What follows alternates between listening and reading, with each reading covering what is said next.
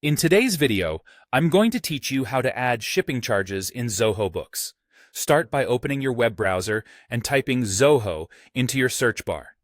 You'll want to click on the first link that appears, or the one with zoho.com in its URL. This will take you straight to the main page of Zoho's suite of applications. Once you're there, you'll need to log in if you already have an account. Enter your credentials and sign in. If you don't have an account yet, that's perfectly fine.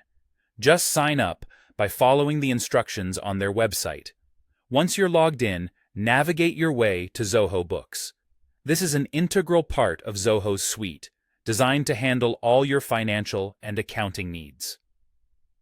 Once inside Zoho Books, head over to the dashboard where you can begin managing your invoices.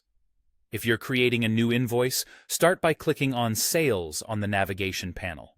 From there, go to Invoices and then select Plus New Invoice. This is where you can fill in all the necessary details for your invoice. Start by adding your customer's information along with the details of the items you're invoicing for. Make sure everything is accurate, as these details are crucial for maintaining clear communication with your customers. Now scroll down to the bottom of the invoice, just below the table that lists your items. Here, you'll find the Shipping Charges field. This is where you can input any costs related to shipping your goods. It's important to enter the shipping charges here to ensure all costs are accounted for and your invoice reflects the total due amount. If you prefer an alternative method or need to provide a more detailed breakdown, you can choose to add a new line item for shipping.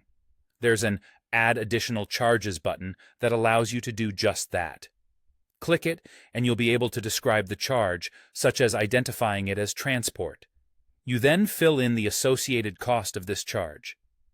Using this option might be beneficial if you have multiple types of additional charges that need noting separately. After adding the shipping charges, review the invoice to make sure all the details are correct. When you're satisfied everything is in order, go ahead and save the invoice. Now it's ready to be sent to your customer.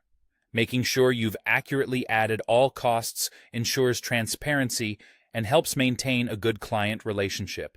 And that's all there is to it. You've successfully added shipping charges to an invoice in Zoho Books. This process, while straightforward, is vital for proper financial tracking within your business. Thanks for watching, and I hope this guide has been helpful.